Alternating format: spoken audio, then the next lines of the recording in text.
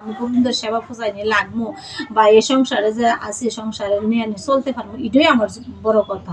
আমার ভবিষ্যতের বাণী আমার দরকার নাই। তাহলে প্রতিটি মানুষের টেনশন বাড়বো, প্রতিটি মানুষের জঞ্জাল বাড়বো, ঝামেলা বাড়বো। যাদের কপালে যা আছে তাওই হইব। আমি তো ভাববা চিন্তা কোনো যে ফুলারে মানুষ করতেছি, ফুলা আমার ভবিষ্যতে বাদ দিব কি না দিব এই টেনশন করে আমার মরলে, এই টেনশন করলে আমার হতো না। এই টেনশন করলে আমার জ্বালা বাড়বো আর বাড়বো।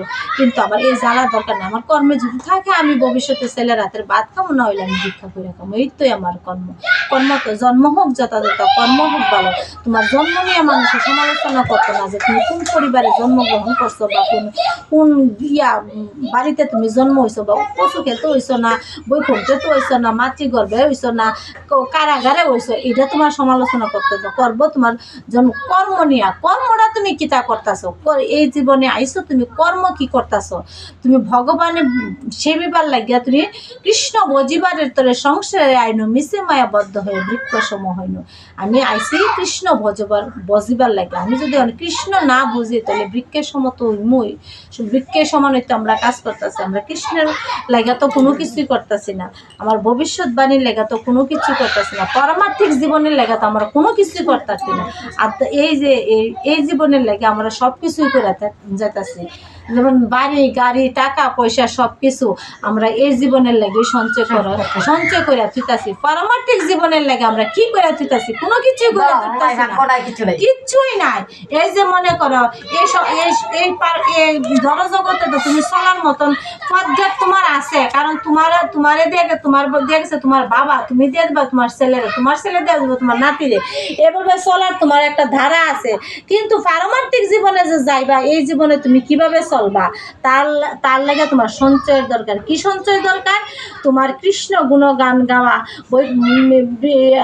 বৈষ্ণব সেবা দেওয়া, মানুষের সেবা পূজা করা, ভক্তদের খুশি করা, দান দক্ষিণা করা, গোবিন্দর নামে দান দক্ষিণা করা। তাইলে মনে করো এইটা তোমার পারমার্থিক জীবনের সঞ্চয় হয়ে যাইলো।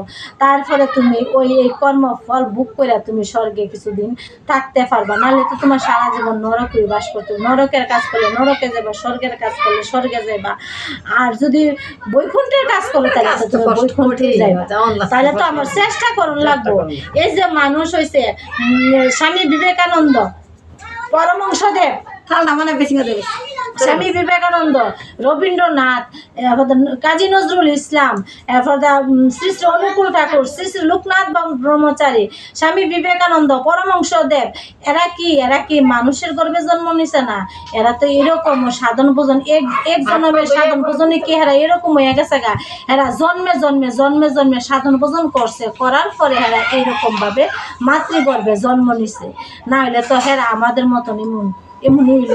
তো আমরা এক বাক্যে মনোবাক্যে বিশ্বাস করতে হইব যে আমরা যদি এই জীবনে পুণ্য সঞ্চয় করি, পুণ্য কোনোদিন ক্ষয় হয় না, পুণ্য কোনোদিন ক্ষয় হয় না। এই জন্মে যদি একটু সঞ্চয় করে যায় তাহলে পরজন্ম আর যদি আগাইতে পারে পরজন্ম হয়তো এই জন্মে যদি অন্তত ভালো কাজ করে যায়, পরজন্ম অন্তত একটা কৃষ্ণ ভক্ত মায়ের গর্ভে জন্ম নিব বা একটা কাঙ্গাল বৈষ্ণব হৃদয়ে রাখা যায়। তাই আমাদের পূর্ণরূপে আত্মোৎসর্গ করতে হবে। কেবলমাত্র শ্রীকৃষ্ণের জন্য আমাদের কর্ম করতে হবে। আমরা যা কিছু করি না কেন ভগবানের জন্য করতে হবে। যেমন একটা বাড়ি করি